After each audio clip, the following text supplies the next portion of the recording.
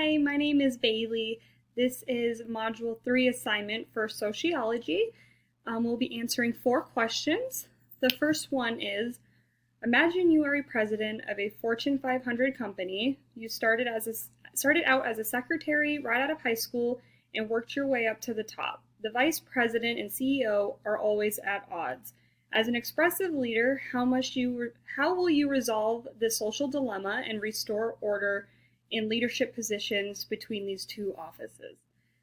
So I thought this was actually kind of interesting because I never really thought of myself as a leader or a president. So it's interesting to put myself in those shoes.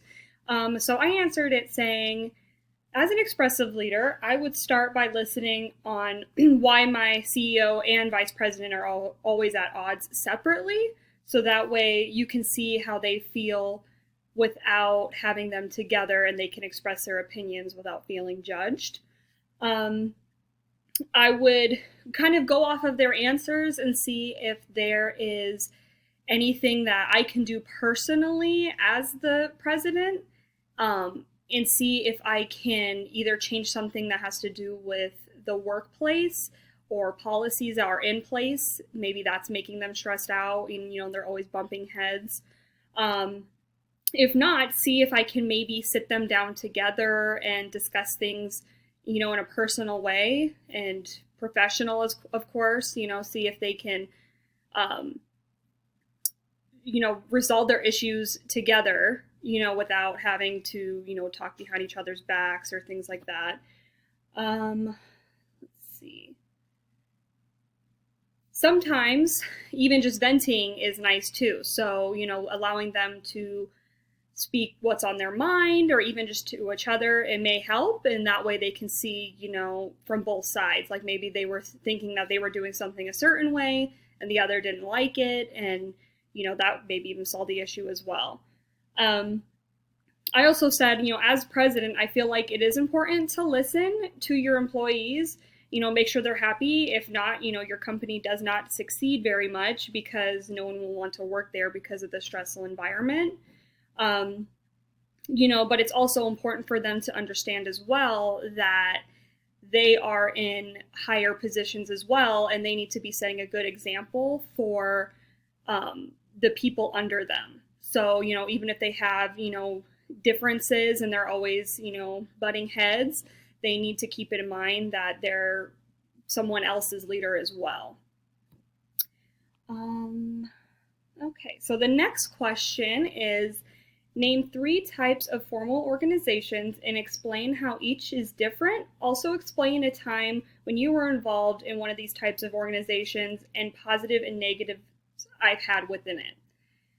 So there's 3 types of formal organizations. The first is voluntary, coercive, and utilitarian. Voluntary organizations are when people come and go as they please and is usually joined for their own enjoyment over them getting paid. An example of this would be like in high school. There are tons of clubs, sports, like little things here and there that people, students can join, but they obviously don't get paid to be a part of these things. They do it based off of their own enjoyment and values. Since they don't get any monetary value out of it, it just pretty much benefits them because they enjoy it. I think that they will obviously get maybe something with sports or for college and, pushing their career further, or as well as, your college applications, they ask if you have any extra activities. I think that would benefit them, but for the most part, it's just because they want to enjoy it. The next part is the coercive organization, which is when someone becomes a part of something that they may not freely choose to do. A good examples that the book offered, which the book I'm referring to is the Sociology 11th edition.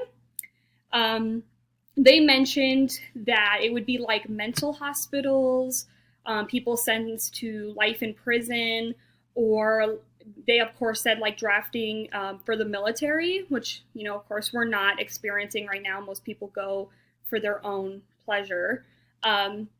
But the biggest thing for those is the fact that they don't go for their own choices. It's usually they're admitted or sentenced there purposely because of, maybe something they did, or, the state or government thinks it's probably best that they are where they are. Let's see. And then the last organization is the utilitarian. This organization is kind of like in the middle of the two groups. It's neither voluntary or against your own will. An example of this, I would think, is like somebody in the workforce. This is pretty much saying that, of course, you don't have to work. There's no one like telling you, against your own will that you need to work. But, you have to do it if you want to support yourself, of course, and, live a good life. I put that into perspective of relating to what I do. Of course, right now I work as a medical assistant for a large corporation. And of course, I don't have to work there. I don't have to work, but technically I do, because I need to be able to support myself, get me through school, as well as just make sure that my future is set up. And just so happens that, this place is good and I enjoy it there and I enjoy the people. The only thing that, as far as like negatives go, I guess you could say, is that, with big corporations, there is a lot of policies that you have to be following. And if you necessarily don't agree with them, I think that it's pretty much you have no choice. If you want to work there, you need to follow them. But I mean, the benefits, I think, do outweigh, the negatives. You do get good benefits as far as like paid time off or like health insurance. But also there is like a lot of structure with corporations, only because they're so large, they pretty much know what they're doing. Okay. And then the third question is, you've decided to run for public office. Although you have little to no experience with this election, holding office, or campaigning, you feel you'll be successful since you've helped a friend who served in a public office seat at the last term. Explain how the characteristics of Weber's ideal bureaucracy and what you will do to prove your competence under these characteristics. So I kind of got the examples from the book as well. It says that all offices carry with them qualifications and are filled on basis of technical competence, not personal consideration. These individuals are trained, to do this work better than just someone, off the street. This isn't based off of like family ties, personal friendships, or political favor. Competency is evaluated on like certification and examination, which those could be, of course, like college degrees or civil, testing. Let's see. So with this idea in place, I feel like it would be difficult for me to achieve a seat in public office, only because I would be wanting to go off of it from learning from that friend that I was helping out last term. But if I would, try to go for it, I would just explain to them that that I would be able to make a difference, maybe take some of those civil tests that they mentioned and show that, just because I didn't have very much of a background, that I think I could still do it. Also that, one of the characteristics mentioned that you get trained before, you decide to become a part of the office. Like you have all of the job listings put out for you, what you're expected of. And I feel like that is a very good way to start. So I could sit there and actually look at what's expected of me and do some research and make sure I am prepared for that job and, able to do the job as much as I can.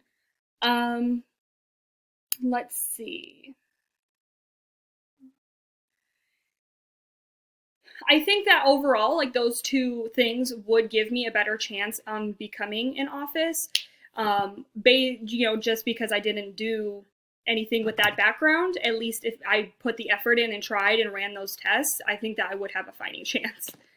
The last question is, as a creative manager, a small group of employees is in your advertising department. You notice one of your designers has withdrawn from the meetings and offering no input. This employee alienation concerns you. What would you do to socialize the employee and engage them into your job?